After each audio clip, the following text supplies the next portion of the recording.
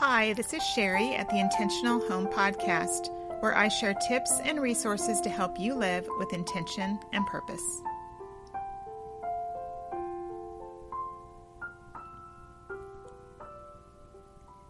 This is episode number 44, and today we're going to be talking about how you can use your calendar to jumpstart your goals.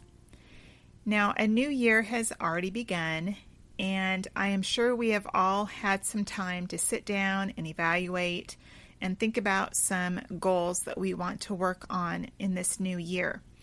And if you're like me, a lot of times we sit down, we make a list of things we want to work on, goals that we want to achieve, kind of some New Year's resolutions. And many times that is as far as we get. We get our list made, and then we kind of maybe work on them a little bit in January, maybe a little bit in February, and by, the end of February, March, we've kind of dropped the ball and are not really making any progress towards those goals. So what I want to talk about today is how you can use your calendar to really jumpstart your goals, help you to stay motivated and to keep working on those goals throughout the year. Now, before I get started, I know I've spoken before about how you can, use different types of calendars. And so I really want you to just figure out what works the best for you, whether that's a digital calendar or an actual physical calendar or a journal, whatever it is, that you have put in place already for your calendar. That is what we're going to be using. So let's jump in and look at this kind of a list of things that you can do to get going with this and getting your goals, starting to accomplish those goals. So the first thing that we all probably maybe have already done is to make a list of goals that you want to work on in the new year. I know a lot of common ones are things like, maybe reading my Bible more, losing weight, exercising, spending more quality time with my family, lots of different things that we can, things that we think about that we want to work on. And those are going to be different. Some of them are going to be the same for all of us, but whatever those things are that you feel, that God has laid on your heart that you want to work on this year, make that list right now. The second step then is you're going to take that list and break it down into some baby steps. So I'm going to give some examples in a little bit, so I'm not going to go further in that. So that's the second step is after you make the list, break down some baby steps of what you need to do to accomplish under each of those goals. Write down some steps of what you need to do to accomplish those goals. Then the third step is to get out your calendar, whether that's a digital calendar. I know I like to use Google Calendar because I can set tasks on there to repeat. So if I've got a goal that I'm working on where I want to do something, a certain task each week or each day or once a quarter, whatever, I can just put that in there and then it pops up and reminds me on my calendar. So, whether you use a digital calendar like Google Calendar or I know a lot of people are familiar with my intentional planner. It's a printable planner so that you can kind of create your own.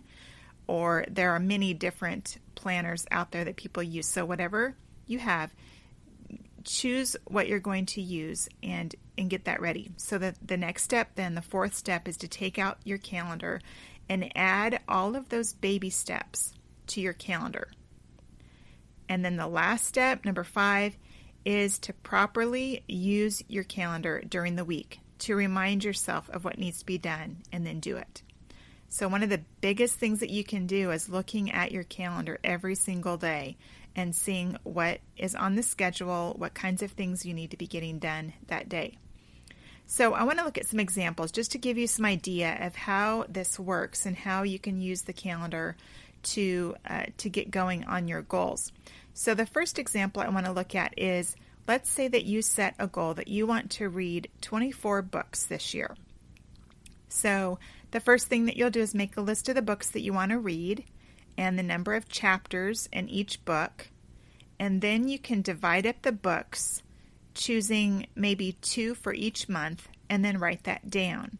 And then you're going to look at the number of chapters for those books and figure out how many chapters that you'd need to read each week to finish those 2 books that month. And then you're going to write that figure down. Then you're going to go to your calendar and add reminders that you need to read X number of chapters that week. And it's just a way to weekly remind you how many chapters you need to read. It kind of helps keep you on track so that you can complete those books before the end of the month. So that's one example if you want to read more.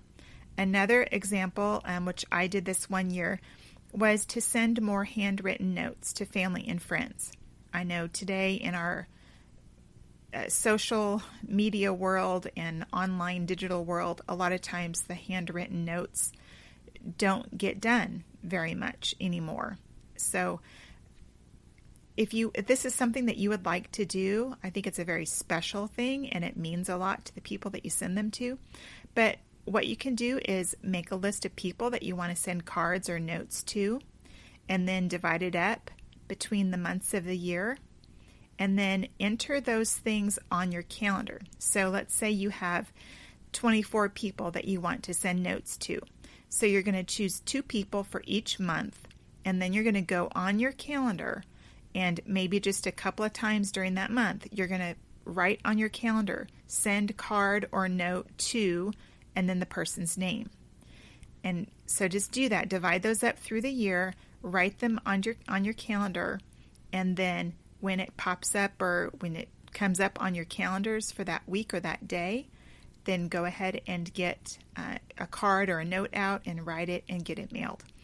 I do want to share a tip here. If this is one of your goals that you want to do, make it even easier for yourself by having a variety of cards and, pretty note cards already available. So hop on Amazon or CBD and go ahead and order some different types of boxed cards.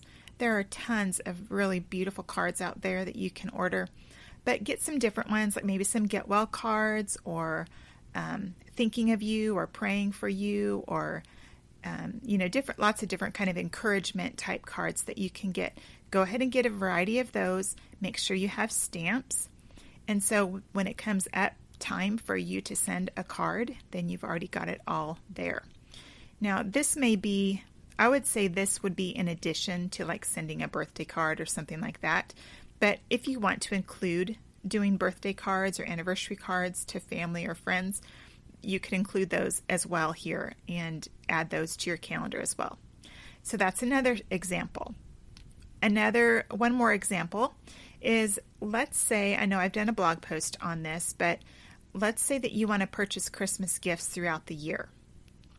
I did not do this very well this last year. I did a few gifts at the beginning of the year, and then I kind of fell off the bandwagon. But I did this one year, and I was faithful in doing it each month, and it really did help. So basically what this is that each month you put on your calendar once a month to buy a couple of birthday gifts, or Christmas gifts, sorry. So to start with, just make a list of all the people that you need to buy gifts for, and then Christmas gifts, that is, and you could add birthday gifts in here too, I guess, and get those purchased in advance too. But mainly I was focusing on Christmas since it tends to get kind of crazy around November and December. But go ahead and make a list of the people that you want to buy gifts for, and then add to your calendar a reminder. So I think I did mine I usually go shopping on Fridays. So I think I put mine on like the first Friday of the month or something like that. And then just had it repeat in Google Calendar the first Friday of every month. I just simply put a little note saying, purchase a Christmas gift this week. And then when that popped up on my calendar, I would go to my Christmas list, my gift list, and I would just pick a couple of people that I wanted to buy for that day. And then when I purchased their gifts, I would come back home. I would add in on my list, I would write down what I purchased them, and then I would put them in a tub that I designated to hold those Christmas gifts in. I would just put them in a tub and they would be set aside until it was time later on, in the year to wrap gifts and stuff and get ready for Christmas. So this is another goal, just an idea to show you how you can take a goal that you're working on, put it on the calendar so it reminds you to get it done. The last one I want to talk about is exercising, and this one's probably a popular one because we all probably start out the year with a goal to exercise more, and I know I always do, and I always tend to fail, but I just wanted to give you some ideas of what you can do with the exercising. Now, the first step really is to decide on what kind of exercise that you want to do. Do you want to do the same type of exercise every day? Do you have a list of different things? I know one time I did, I wanted to just choose like a period of time to exercise instead of an exact what I was going to do.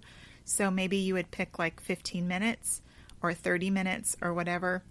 And then I made a list of the different activities. Like I could do a 15-minute video exercise workout, or I could take a walk for 15 minutes, or go outside and play basketball with the kids for 15 minutes, or, lots of different ideas. Ride the stationary bicycle for 15 minutes. But you decide what you want to do and kind of how long you want to do it and how many days of the week maybe you want to do it. Do you want to exercise every day? Do you want to exercise 3 days a week? Whatever you want to do, pick that type of activity and the frequency that you want to do it. And then simply go into your calendar on those days that you want to exercise and just add exercise to your calendar. It may even be helpful to add it on a specific time during the day so that you already have that time blocked off to exercise. But sometimes if you're like me and your schedule is not the same every day and it can change up, especially if you're homeschooling like I am, you may have to just squeeze it in whenever you can. But having that reminder to exercise on the days that you've decided on is just a huge help. So those are just some examples of how you can use your calendar to really help you move forward. Don't just make a list of your goals and let it sit there. Take those goals, figure out what you need to do to reach those goals, and then put those on your calendar so you can be working through them and getting those things accomplished. So I hope that has encouraged you. I hope that as you start out this new year that you have some wonderful goals that you're looking towards working on. And I pray that this will just give you the encouragement that you need and maybe some help to get those things moving, get them on your calendar, and get them done. So thank you again for joining me here at the Intentional Home Podcast. Be sure to subscribe to the Intentional Home Podcast in iTunes or your favorite podcast player. For more information about my podcast and to see the show notes with links to resources that I've mentioned in each episode, just go to sherrygraham.com/podcast. Thanks and have a great day.